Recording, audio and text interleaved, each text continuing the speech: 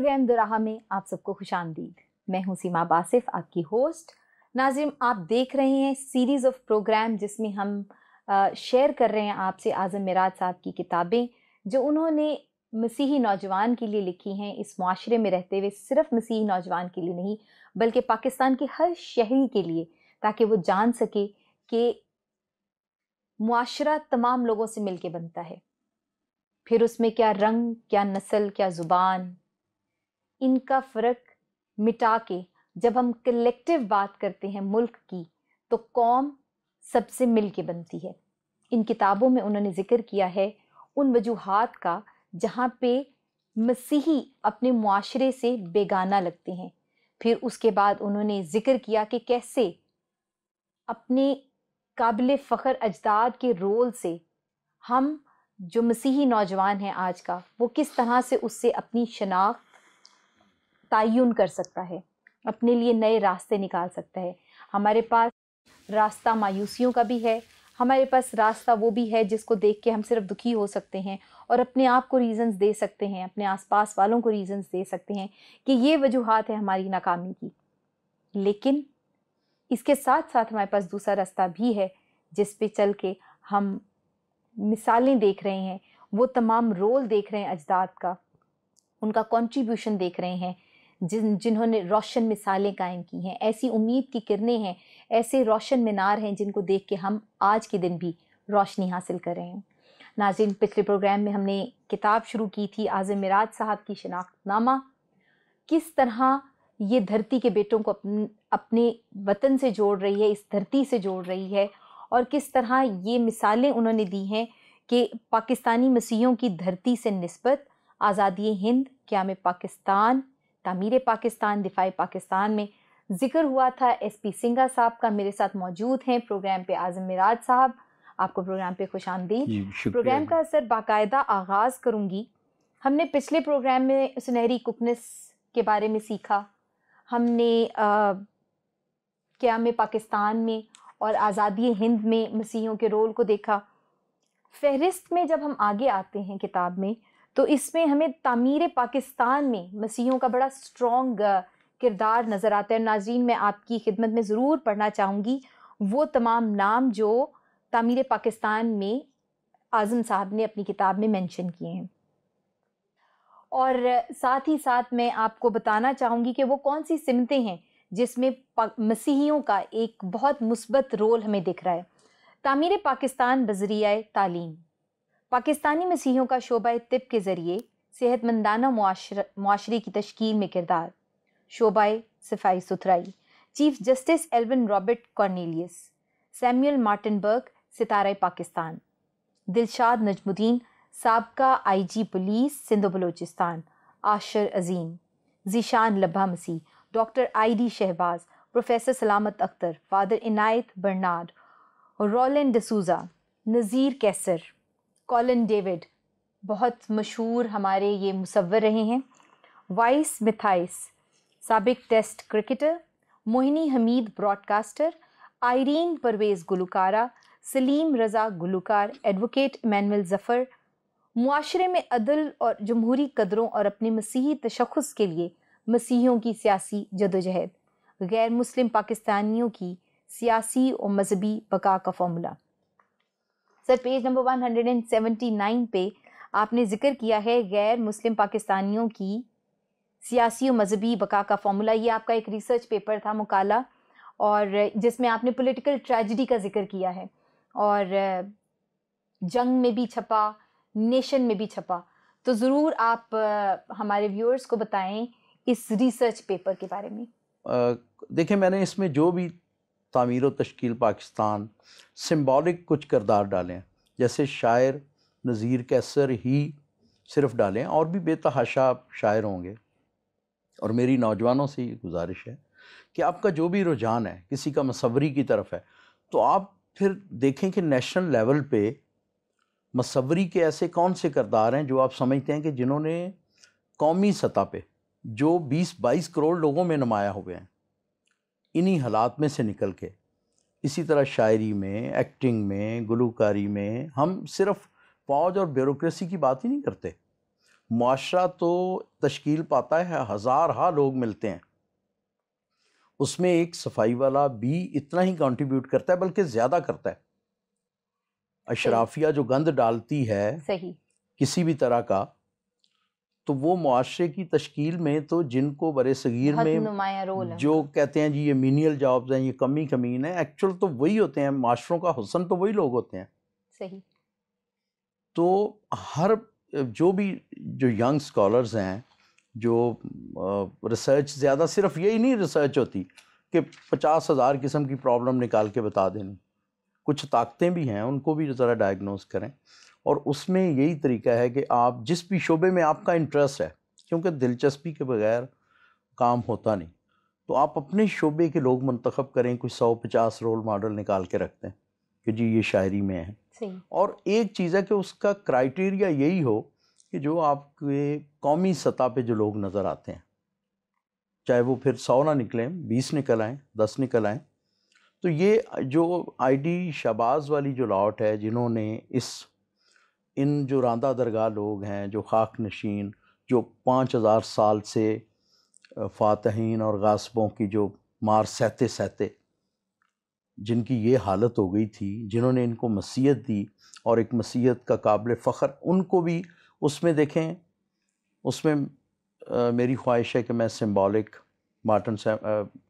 جو doctor Martin Samuel تھے جو بانی ہیں مارٹن پور کے، ان کا خاکہ شامل کریں، ہم ایف سی کالج کے جو فاؤنڈر ہیں، سینٹ پیٹس کالج کے جو فاؤنڈر ہیں۔ اب دیکھیں، غور کریں آپ، وہ کس لیول کے لوگ تھے، انسانیت اور مسیحت کی روح کو جنہوں نے، یعنی جو ہزاروں سال سے اپنی ہی سرزمین پہ رل رہے تھے، ان کو انہوں نے اٹھایا، بالکل، اور دنیا کی فرسٹ ورلڈ کی آسائشیں چھوڑ کے، کوئی لیا میں گاؤں آباد کر رہا ہے، کوئی خانیوال کے ریگستان سلویشن آرمی میں آباد کر رہا ہے، کوئی ساہیوال میں، اور لوگوں کو، پسے ہوئے لوگوں کو برِ صغیر کے کونے کونے سے لا کے ان کو سیولائز بھی کر رہا ہے، ان کو تعلیم بھی دے رہا ہے، ان کو مسیحت بھی دے رہا ہے۔ یعنی ایسا لگتا ہے کہ مسیحت ان کی لیسٹ پرائورٹی تھی، پہلی ان کی بقا، انسانیت اس میں سب سے اوپر تھی۔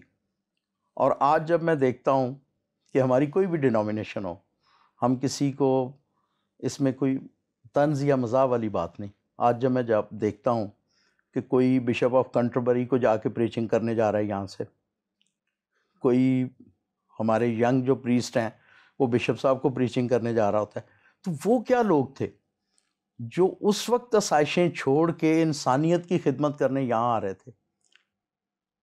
تو کتنا سیکریفائس کیا انہوں نے، کس لیول کا سیکریفائس تھی، یہ تھی مسیحت کی تعلیمات، اور جو سپرٹ تھی کہ وہ جو دبے ہوئے لوگ ہیں ان کے لیے۔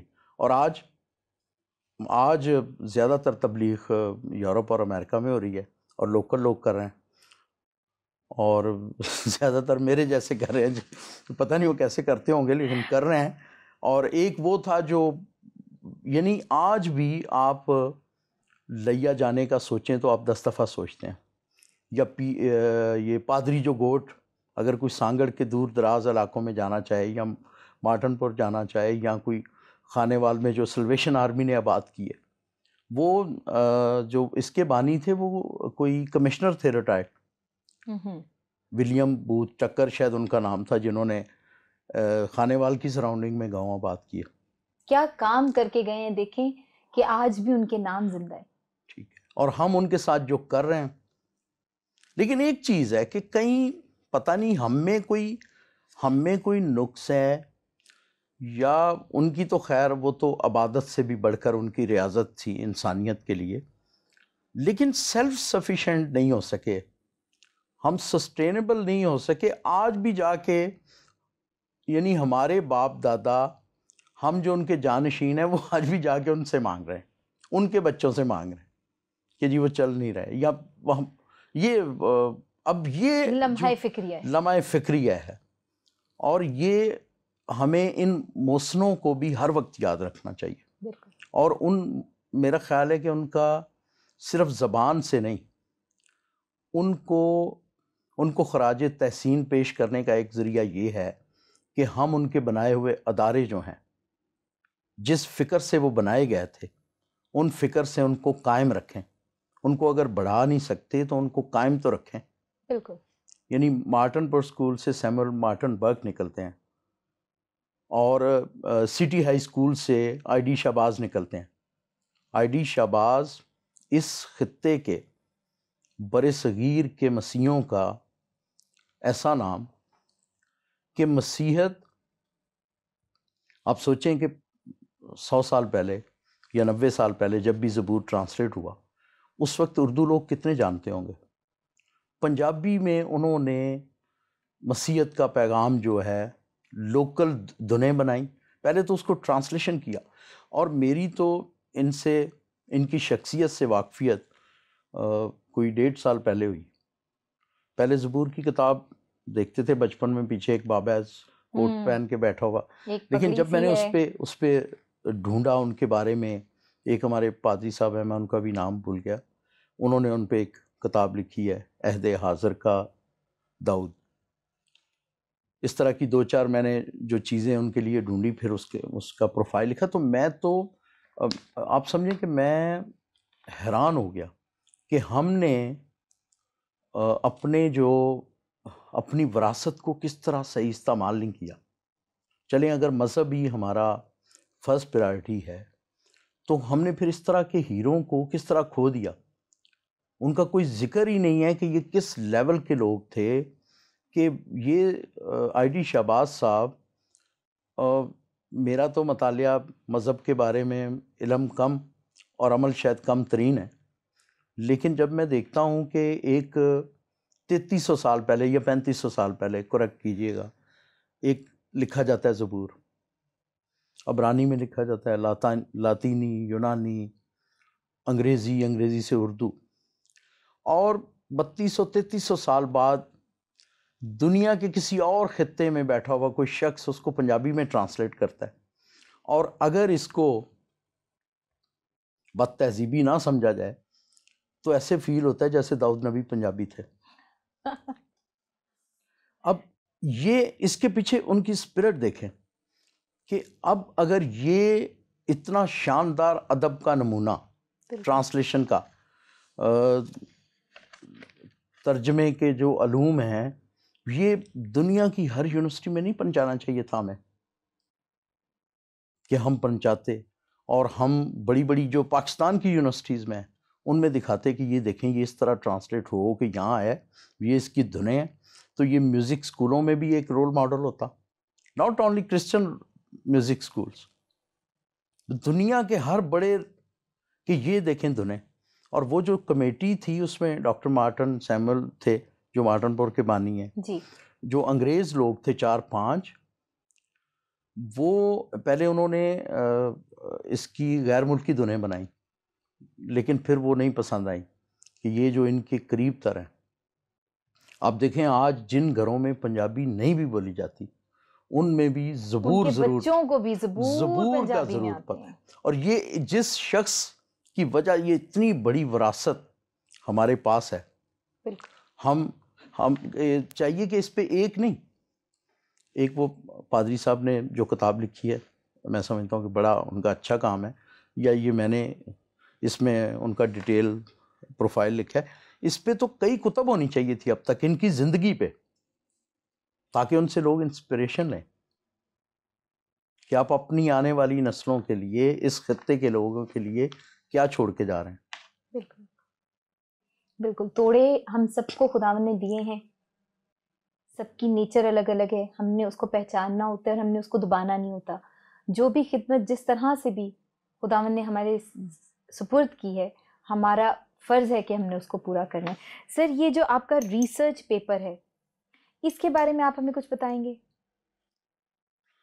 دیکھیں, یہ پولیٹیکل ٹریجڈی کے نام سے یہ 2013 کے الیکشن سے پہلے چھپا تھا. میں نے جو ریسرچ کی کہ 1946 کی اسمبلی, تقریباً اب تک کی ہماری کچھ 14 اسمبلیاں بنی ہیں. اچھا, 70 تک تو اشرافیہ ہی ووٹ ڈالتی تھی, لوگ منتخب ہو جاتے تھے. اس کے بعد 1 مین 1 ووٹ جب 70 میں ہوا تو ظاہر ہے ہماری آبادی کا تناسب ایسا ہے، اور نہ ہی as a nation, as a Pakistani nation ہم اتنے میچور ہیں کہ کوئی مسلمان کسی مسیحی کینڈیڈیٹ کو ووٹ ڈالے، اور نہ ہی ہماری لیڈرشپ پہلے جو 3-4 کی لاٹ تھی اس کے علاوہ یہ انفارچونیٹ ہے کہ امرج نہیں کر سکے کہ وہ یہ ثابت کریں اپنی اپنی پارٹیز میں. تو 70 میں جو پہلا 1 مین 1 ووٹ تھا اس میں کوئی مسیحی نہیں منتخب ہوا. پھر جب نیشنلائزیشن ہوئی، ایک تو یہ فیلنگ تھی، تو اس وقت کے جو ایکٹیوسٹ تھے پروفیسر سلامت اختر، مینول ظفر صاحب اور بہت سے لوگ، انہوں نے کہا جی کہ ہماری تو نمائندگی نہیں ہے. انہوں نے شور شرابہ کیا، اور پھر اس میں 2 شہداء کا ذکر ہے جنہوں نے نیشنل اسمبلی کا گھیراؤ کیا. اس کے بعد وہ گولی چلی، وہ 2 لوگ شہید ہوئے، پھر مذاکرات ہوئے. تو انہوں نے کہا کہ ٹھیک ہے ہم آپ کے بندے ویسے نامزد کر دیتے ہیں، الیکشن میں تو نہیں جیت سکے. اور اس میں کوئی 35-36 لوگ 70 میں انہوں نے کھڑے کیے تھے، لیکن کوئی بھی نہیں جیت سکا، موسٹلی ضمانتیں ضبط ہوئی. اس کے بعد پھر اگلے الیکشن جو ہوئے اس میں بھی کوئی نہیں تھا. پھر یہ سلسلہ ایسے ہی چلتا رہا، وہ نامزد کرتے تھے. اب نامزد کرنے سے یہ ہوتا ہے کہ وہ جو بندہ آپ کو ریپرزینٹ کر رہا ہوتا ہے، جیسے پچھلے پروگرام میں دیکھا کہ آپ 21 لوگ، کبھی کوئی عرفان مسیح تک تو نہیں پہنچا جس کے نام سے وہ منتخب ہوئے تھے. جی. جب وہ گٹر میں مرتا ہے تو اس کی داد رسی کے لیے وہاں کوئی نہیں پہنچتا، اس لیے کہ اس نے منتخب نہیں کیا. اچھا، جب یہ پرابلم اٹھا تو لوگوں نے نعرہ لگایا کہ جی ہمیں جداگانہ چاہیے. مجلس شورا میں ضیاء صاحب نے 82 میں کچھ لوگوں کو منتخب کر لیا، نامزد کر لیا. اس کے بعد یہ سلسلہ چلتا رہا 5 یا 6 دفعہ، 85 جو بھی الیکشن ہوئے 8-10 دفعہ، وہ پورا ڈیٹا اس میں ہے. اس کے بعد اس میں کیا ہوا، جداگانہ میں مسیحیوں نے اپنے نمائندے تو منتخب کر لیے، لیکن اس میں وہ قومی دائرے سے کٹ گیا، یعنی آپ سیپریٹ ہو گئے. اور وہ سیپریٹ وہ ہم نے دیکھا ہے. اس وقت ہم نوجوان تھے، ہم ان الیکشن میں ہم بھی حصہ لیتے رہے سالک صاحب کے پیچھے. ہم اس لاٹ میں جہاں تک مجھے یاد پڑتا ہے کہ سالک صاحب کے علاوہ کوئی بندہ اس کی ٹیچنگ نہیں کرتا تھا.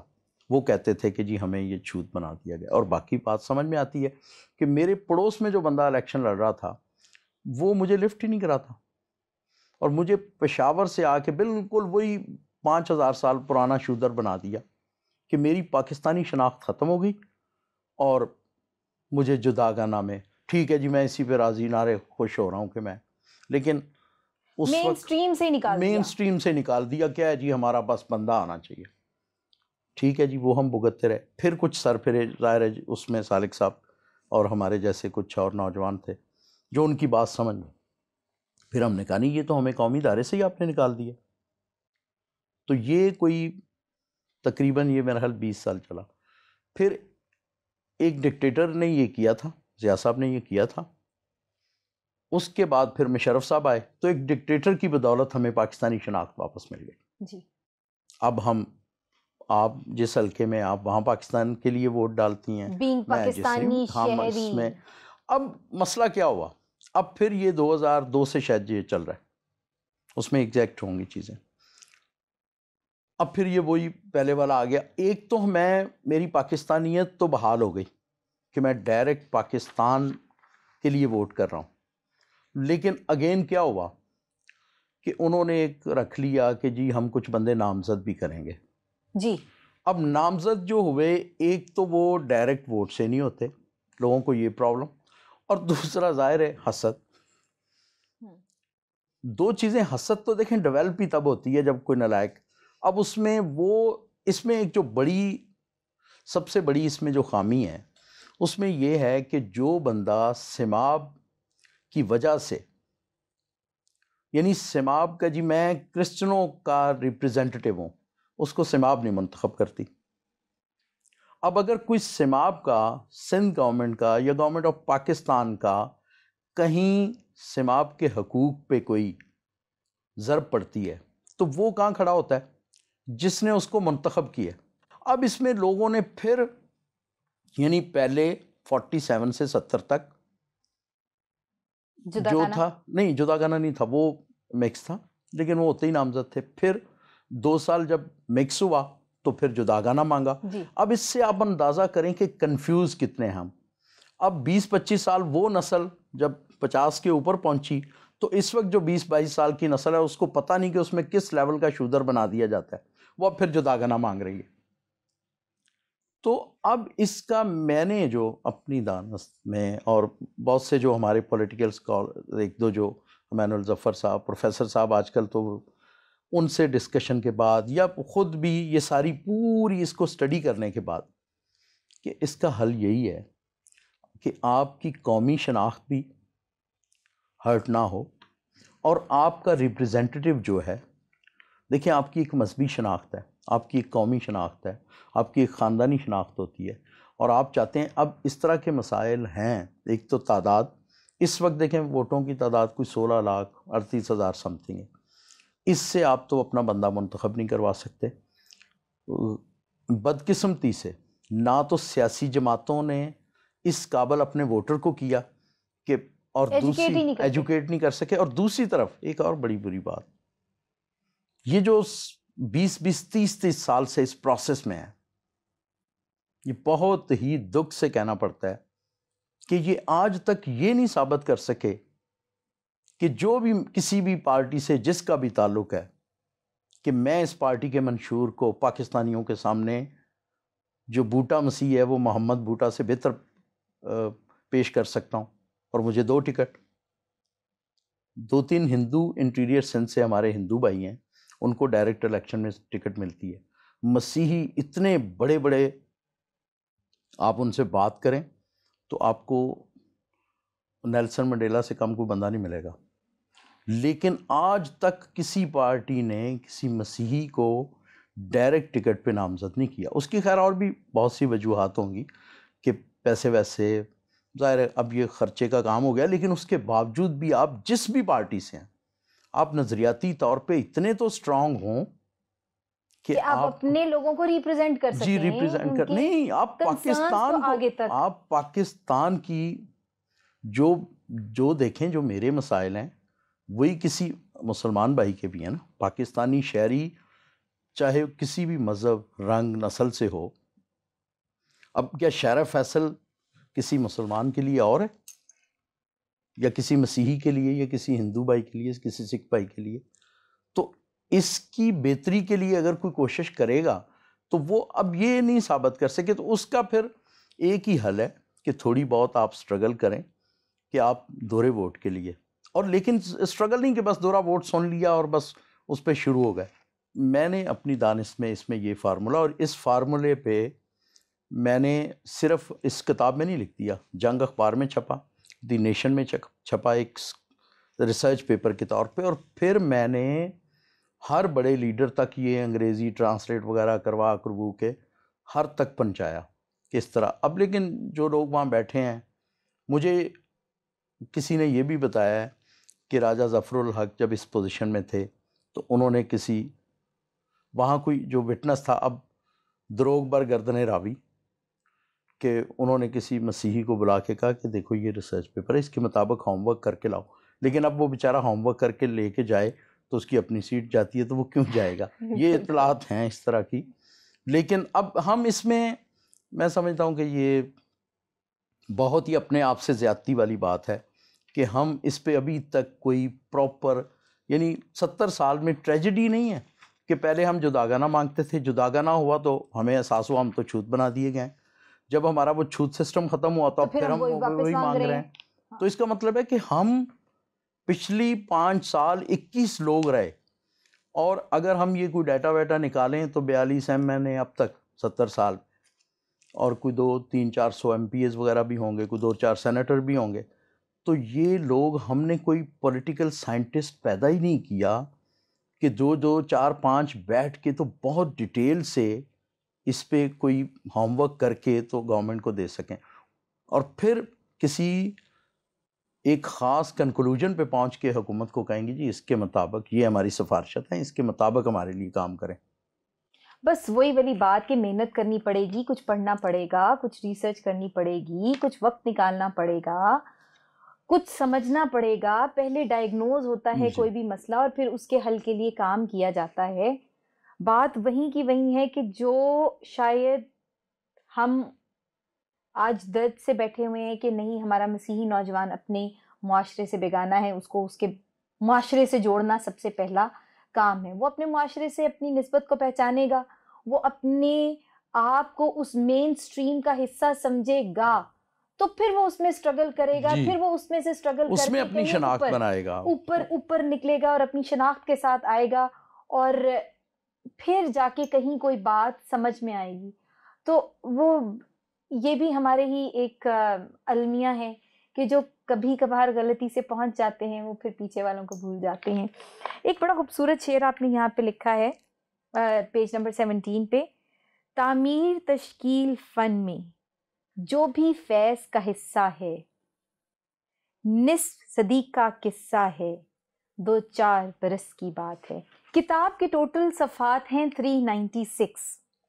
ظاہری سی بات ہے 30 منٹ میں ہم سارا کور نہیں کر سکتے تھے، لیکن جتنا میگزیمم ہم کر سکے ہم نے کوشش کی کہ ہم آپ سے زیادہ باتیں کر سکیں، آپ سے کنٹینٹ کو ڈسکس کر سکیں، بتا سکیں کہ اس آئیڈینٹی کو جو ہم سب کی کلیکٹیو آئیڈینٹی ہم کہتے ہیں وہ کیسے کہتے ہیں، کیوں کہتے ہیں. ہم نے کوشش کی کہ کچھ کرداروں کو بھی آپ کے سامنے لے کے آ سکیں. ہمیں امید ہے کہ آج کا پروگرام آپ کو ضرور اچھا لگا ہوگا اور آپ نے کچھ تو یقیناً ضرور سیکھا ہوگا. اسی کے ساتھ پروگرام کا وقت ختم ہو رہا ہے، آپ سے اجازت چاہیں گے. دیکھتے رہیے دوراہا، ملیں گے آپ سے نئے دوراہے پہ ایک نئی سوچ کے ساتھ. اپنا بہت خیال رکھیں.